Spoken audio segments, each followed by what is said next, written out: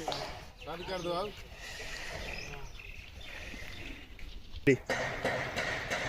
आज हम लोग लेआउट करने वाले हैं और ये बॉयज़ हॉस्टल है और इसका लेआउट करेंगे। तो हमारे साथ पूरा पलटन मौजूद है, हम सबको इंट्रोडक्शन देते हुए चलेंगे।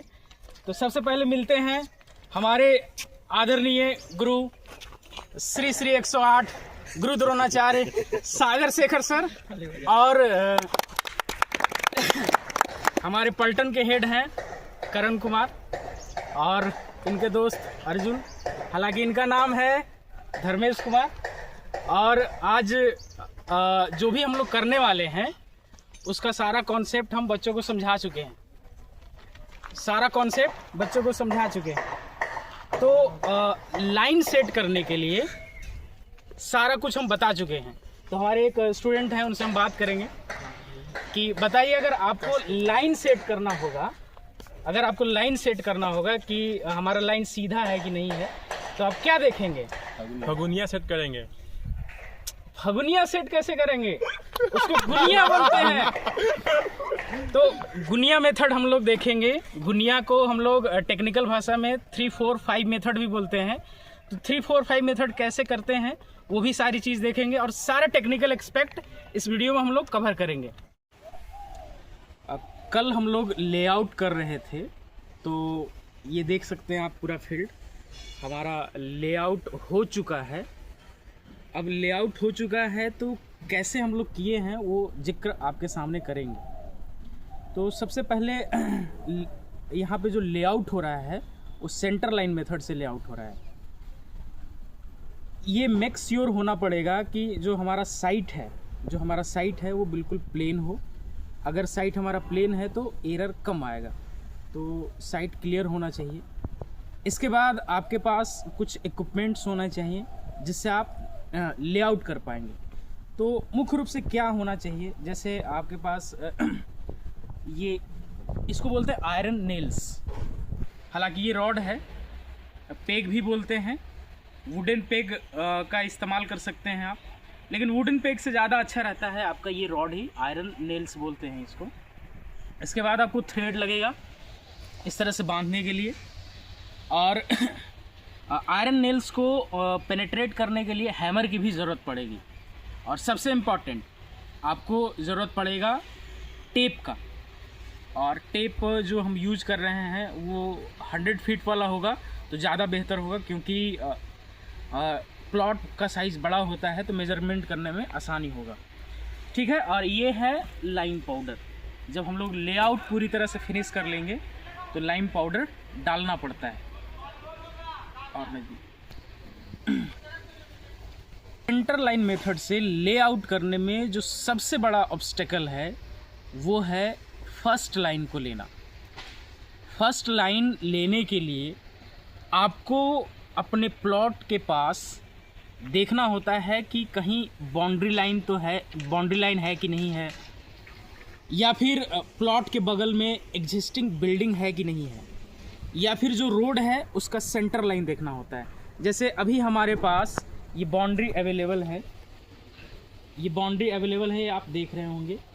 तो इस बाउंड्री लाइन को हम स्ट्रेट मान के, चूँकि ये स्ट्रेट है तो हम इसको स्ट्रेट मान रहे हैं, और वहाँ से एक ऑफसेट डिस्टेंस मेज़र करेंगे। ये लगभग आपका 30 फीट है, 30 फीट हमने यहाँ पे मेज़र किया है इस पॉइंट पे, और फिर पैरेलली आगे जाके बाउंड्री लाइन से 30 फीट इधर मेज़र करेंगे।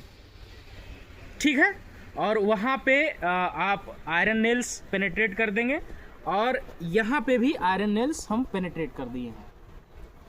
अब चूँकि बाउंड्री लाइन हमारा करेक्ट है, तो उसके कारण ये जो पैरेलल लाइन हुआ है, ये नीचे वाला दिखाइए, नीचे वाला जो पैरेलल लाइन है ये भी करेक्ट हो जाएगा। तो जब ये लाइन करेक्ट है तो अब आपको दूसरा लाइन खींचना है।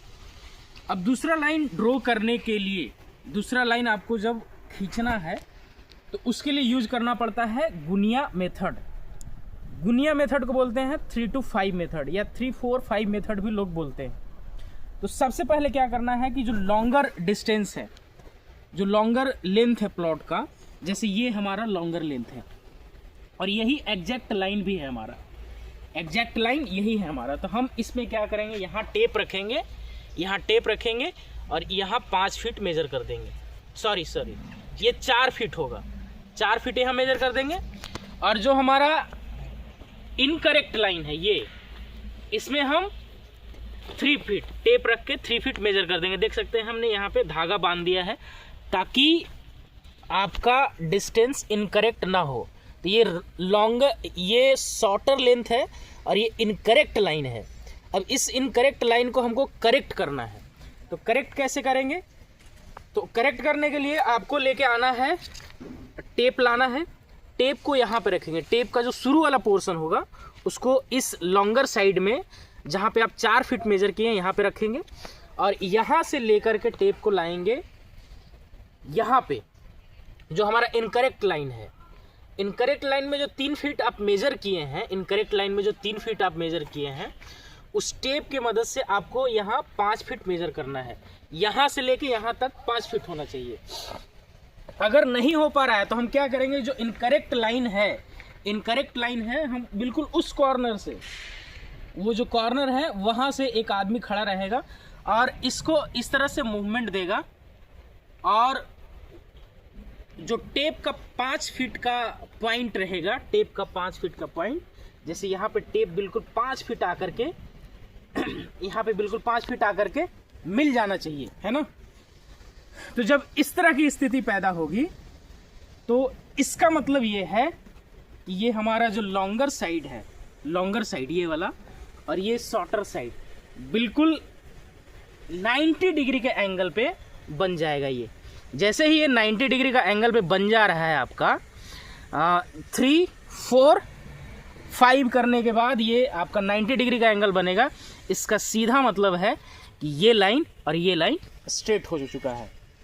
जब हम ये लाइन करेक्ट कर चुके हैं, अब ये जो इनकरेक्ट लाइन था, इनकरेक्ट लाइन, इस लाइन को हम करेक्ट कर चुके हैं, तो ठीक हम इसके साथ आगे बढ़ेंगे। चूंकि अब ये करेक्ट लाइन हो चुका है तो हम अगले कॉर्नर पे चलेंगे।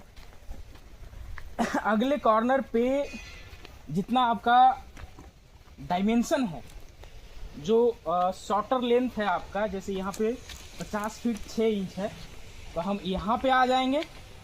अब यहाँ पे आकर के फिर वही मेथड आपको इस्तेमाल करना है। वहाँ सामने वाले साइड में दिखाएंगे, सामने वाले साइड में कोई स्टूडेंट या कोई लोग वहाँ पे रह करके धागा को पकड़े रहेंगे। इधर दिखाइएगा, ये हमारा शॉर्टर लेंथ है ये वाला। फिर वही काम करना, शॉर्टर पे 3, लॉन्गर पे 4 और इसको 5 करना है। जैसे ही ये कंप्लीट होगा तो ये लाइन भी करेक्ट हो जाएगा हमारा, ये जो लॉन्गर लाइन है ये लाइन भी करेक्ट हो जाएगा। ठीक इसी तरह से जब ये लाइन करेक्ट हो जाएगा हमारा लॉन्गर वाला, तो हम आगे जाएंगे, आगे जा करके और उस साइड का लाइन हम करेक्ट करेंगे। तो इस तरह से हमारा चारों लाइन करेक्ट हो चुका है। जब चारों लाइन करेक्ट हो जाएगा तब आपको चेक करना है डायगोनल, क्योंकि जब तक डायगोनल चेक नहीं करेंगे तब तक आपका लेआउट ठीक नहीं है। यानी कि आपको क्या करना है, देखिए जैसे यहाँ पे एक कोना है ना, ठीक है, ये एक कॉर्नर है और इसके ठीक सामने दिखाइएगा, इसके ठीक सामने एक कॉर्नर है ना। तो उस कॉर्नर से इस कॉर्नर पे टेप रख करके डायगोनल चेक करना है और ठीक उसी तरह से दूसरे साइड पे हम जाएंगे, दूसरे कॉर्नर पे, जो कि हम चल के बता देते हैं आपको। क्योंकि ये हमारा प्लॉट बहुत बड़ा है तो हमने इसको 2 हिस्सों में किया है, तो एक हिस्से का हम आपको दिखा रहे हैं। इसका एक कॉर्नर आपका यहाँ पे है, तो दूसरा उधर दिखाइए, दूसरा उस साइड जहाँ पे आपको बोरी रखा हुआ दिख रहा है, वीडियो में नहीं दिख रहा होगा, लेकिन इस तरह से आपको डायगोनल, इस कॉर्नर से उस कॉर्नर डायगोनल चेक करना है और दूसरा वाला कॉर्नर का डायगोनल चेक करना है, दूसरे वाले कॉर्नर का डायगोनल चेक करना है। अब इसके बाद देखिए दिक्कत क्या होता है कि जब आप चारों लाइन सेट कर दिए हैं, 3 to 5 मेथड से चारों लाइन सेट कर दिए, गुनिया मेथड से हमने चारों लाइन सेट कर दिया है। लेकिन जब आप डायगोनल मैच करने जाएंगे, चूँकि दोनों डायगोनल बराबर होना चाहिए, तो थोड़ा बहुत एरर आएगा। तो IS कोड परमिट करता है कि अगर डायगोनल चेक करने में 10 से 15 mm का गैप है तो उतना चला जाएगा, है ना। ये 10 से 15 mm ज़्यादा हो सकता है, 10 से 15 mm कम हो सकता है। तो इस तरह से आपको डायगोनल पूरी तरह से मैच कर लेना है। जैसे ही आपका डायगोनल मैच हो जाएगा तो अब आपके पास ड्राइंग होगा और ड्राइंग के हिसाब से जो डायमेंशन बनता है, जैसे हमारा ये पॉइंट दिया हुआ है, यहाँ से 12 फीट 4 इंच पे दूसरा पॉइंट दिया हुआ, मतलब दूसरे कॉलम के लिए है। तो उसी तरह से हम उस लाइन पे जाके करेंगे, उधर दिखाइए, उस लाइन पे जाके करेंगे, है ना। और इसको पूरे प्लॉट को, इधर दिखाइएगा, पूरे प्लॉट को प्लान के अकॉर्डिंग बाइसेक्ट करना है। जैसे एक लाइन यहाँ पे आया है, ठीक है, इसके बाद देखेंगे तो आपको दूसरा लाइन यहाँ दिख रहा है, तीसरा लाइन आगे है, चौथा लाइन आगे है, ठीक है। इस तरह से लाइन दिख रहा है। तो आपको जितना भी प्लॉट है एक इंडिविजुअल रूम में बढ़ जाएगा, एक छोटे छोटे सेगमेंट में बढ़ जाएंगे।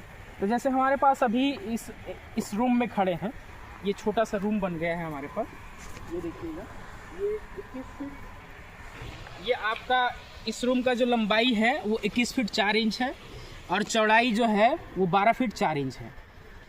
तो 21 फीट 4 इंच और 12 फीट 4 इंच का ये रूम है आपका, बॉयज़ हॉस्टल बन रहा है उसका है। तो अब एक एक रूम का आपको इंडिविजुअल डायगोनल चेक करना है।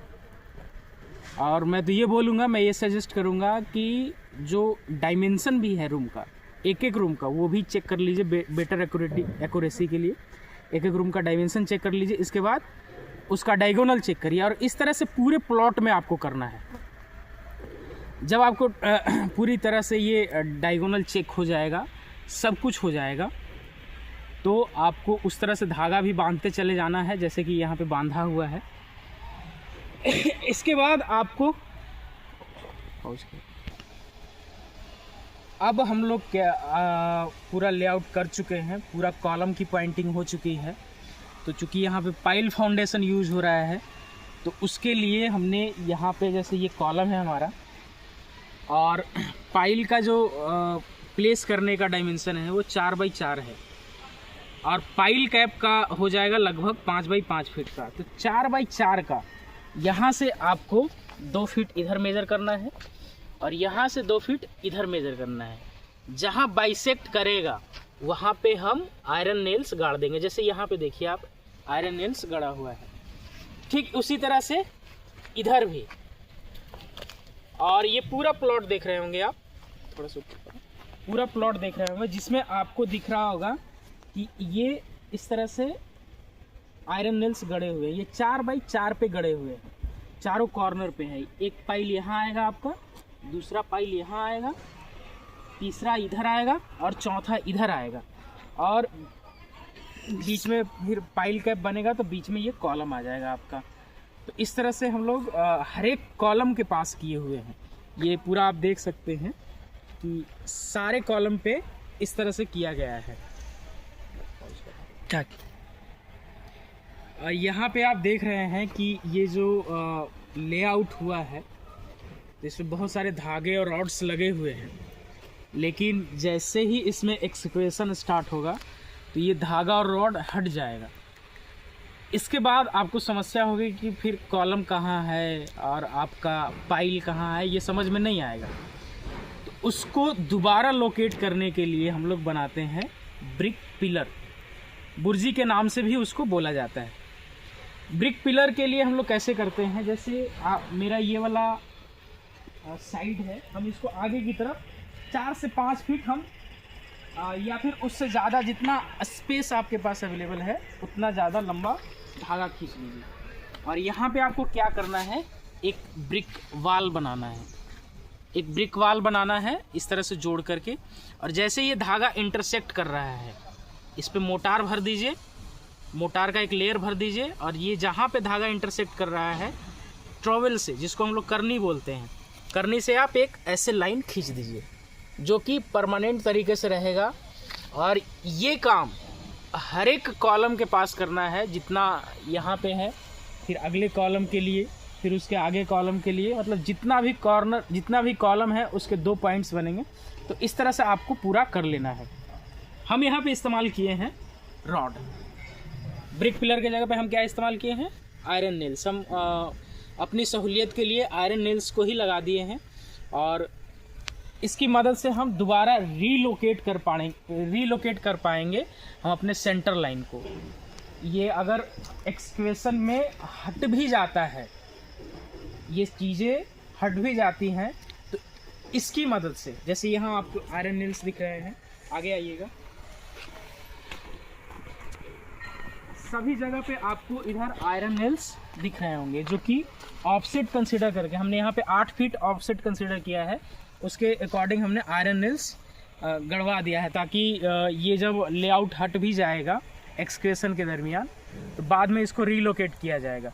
तो इसको बोलते हैं ब्रिक पिलर। हालांकि हमने यहाँ पर रॉड का इस्तेमाल किया है। तो आई होप आपको ये सारी चीज़ें समझ में आई होंगी और इसी तरह के अपडेट्स के लिए बने रहें हमारे साथ। जय हिंद।